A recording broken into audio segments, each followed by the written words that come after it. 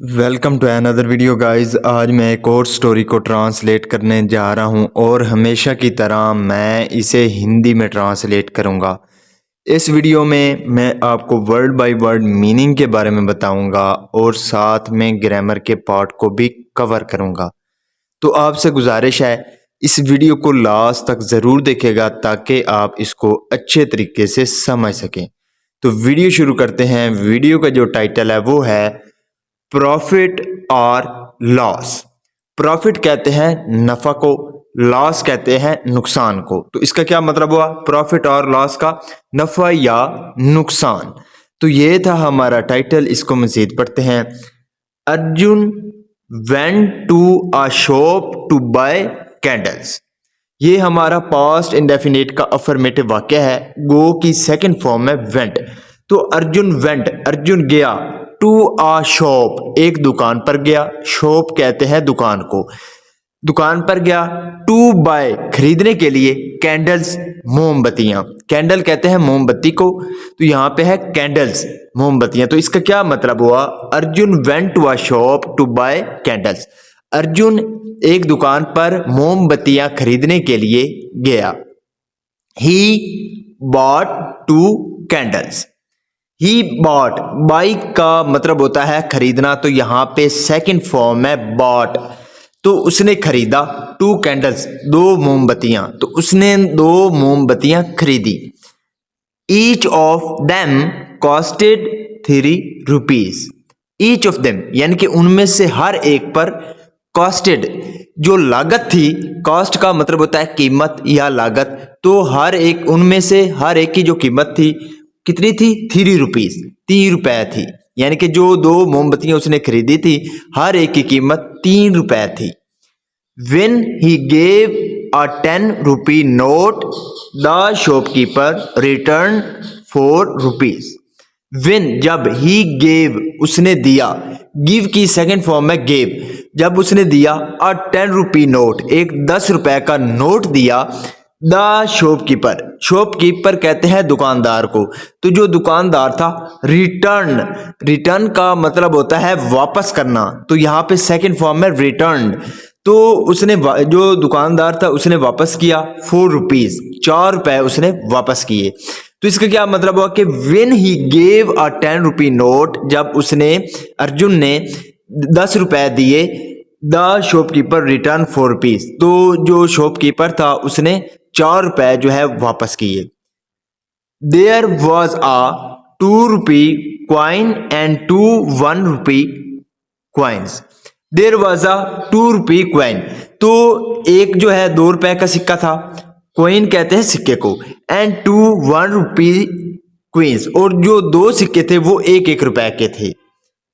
When he reached home, when, जब, he reached, वो पहुंचा, reach का मतलब होता है पहुंचना, तो सेकंड फॉर्म में reached, जब वो पहुंचा, होम, घर पहुंचा, there was no light, तो बिजली नहीं थी। लाइट का मतलब होता है बिजली या रोशनी, तो रोशनी नहीं थी।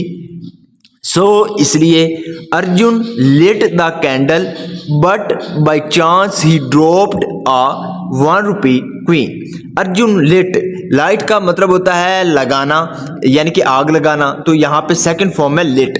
तो अर्जुन ने लगाई या आग लगाई द कैंडल, कैंडल को, बट लेकिन, बाय चांस, भाग्य से यानी कि बदकिस्मती से, ही ड्रॉप्ड, ड्रॉप का मतलब होता है गिराना, सेकंड फॉर्म है ड्रॉप्ड, तो उसने गिराया अब 1 रुपी क्वीन, 1 रुपए का सिक्का उसने गिरा दिया। यानी कि जब अर्जुन ने मोमबत्ती को आग लगाई तो भाग्य से यानी कि बाय चांस उसके हाथ से 1 रुपए का सिक्का जो था वो गिर गया। He looked around but could not find the queen. He looked around. Look around का मतलब होता है आसपास देखना, सेकंड फॉर्म है looked। तो he looked around, उसने आसपास देखा, बट लेकिन, could not find, लेकिन वो ढूंढ नहीं पाया। could का हम यूज करते हैं जब वाक्य के आखिर में सका, पाया, पाए आता है, तब हम could का यूज करते हैं। तो could not find, वो ढूंढ नहीं पाया द क्वीन, सिक्के को। Slowly the candle was burned out. Slowly धीरे धीरे द कैंडल जो मोमबत्ती थी was born out. Burn out का मतलब होता है जल जाना। तो यहाँ पे वाज के साथ वर्ब की थर्ड फॉर्म है, ये हमारा पास्ट इंडेफिनिट का पैसिव वॉइस है। तो धीरे धीरे जो मोमबत्ती थी वो जल गई, बट लेकिन Arjun did not find the queen. लेकिन जो अर्जुन था डिड नॉट फाइंड, उसको नहीं मिला द क्वीन सिक्का। तो लेकिन जो अर्जुन था उसको सिक्का नहीं मिला। ये जो हमारा वाक्य है ये हमारा पास्ट इंडेफिनिट का जो है नेगेटिव वाक्य है। सो इसलिए ही lit the second candle to end kept looking for the queen. So इसलिए ही लिट, उसने जलाया द सेकंड कैंडल, जो दूसरी मोमबत्ती थी उसको जलाया, टू यानी कि उसको भी जलाया, and kept looking for. Look for का मतलब होता है देखना, तो वो देखता रहा द क्वीन सिक्के को, यानी कि उसने दूसरी जो मोमबत्ती थी उसको भी जलाया और वो सिक्के को ढूंढता रहा। लुक फॉर का मतलब होता है तलाश करना, ढूंढना। आफ्टर सम टाइम, आफ्टर का सेंस होता है के बाद, तो आफ्टर सम टाइम यानी कि कुछ देर बाद, the second candle was also burned out and luckily Arjun recovered the 1 rupee queen. The second candle was also burned out, जो दूसरी मोमबत्ती थी वो भी जल गई, एंड लकली और भाग्य से अर्जुन रिकवर्ड।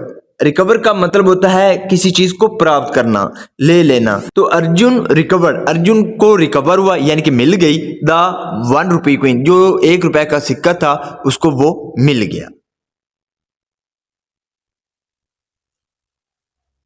बट लेकिन to get that 1 rupee coin Arjun had burned out 2 candles worth 6 rupees. But लेकिन टू गेट प्राप्त करने के लिए, लेने के लिए। टू गेट का मतलब होता है किसी चीज को हासिल करना, प्राप्त करना। तो लेने के लिए या हासिल करने के लिए दैट 1 रुपी क्वीन, वो 1 रुपए का जो सिक्का था उसको लेने के लिए अर्जुन हैड बर्न्ड आउट, जो अर्जुन था उसने जला दिया था। यहाँ पे हैड के साथ वर्ब की थर्ड फॉर्म है बर्न्ड आउट। तो ये हमारा पास्ट परफेक्ट टेंस का वाक्य है। तो अर्जुन ने जला दिया था 2 कैंडल्स, 2 मोमबत्तियां जला दी थी, वर्थ जिसकी कीमत थी 6 रुपीज, 6 रुपए। तो जो अर्जुन था उसने क्या किया था, 1 रुपए का सिक्का हासिल करने के लिए उसने 2 जो मोमबत्तियां थी जिसकी कीमत 6 रुपए थी उसको उसने जला दिया था। नाउ ही वंडर्ड, अब वो हैरान था। वंडर का मतलब होता है हैरान होना, परेशान होना। तो वो हैरान था weather he had a profit और लॉस, कि क्या उसको फायदा हुआ था या नुकसान हुआ था।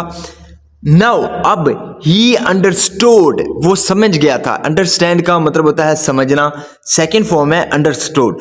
अब वो समझ गया था that one should be careful to make decision which do not cause any loss. That one should be careful, कि किसी को भी क्या करना चाहिए, मोहतात रहना चाहिए। टू मेक डिसीजन, फैसला करने के लिए, विच डू नॉट काज, जो कि काज ना बने, वजह ना बने, एनी लॉस, किसी भी नुकसान की वजह ना बने। तो इसका क्या मतलब हुआ कि जो अर्जुन था वो ये बात समझ गया था कि फैसला करने के लिए किसी को भी मोहतात रहना चाहिए जो किसी भी नुकसान की वजह ना बने। So this is the video guys. अगर आपको ये वीडियो अच्छी लगी हो तो इस वीडियो को लाइक कर दें, चैनल को सब्सक्राइब कर दें ताकि इसी तरह की आने वाली वीडियो आप तक पहुंचती रहे। Have a nice day, good bye.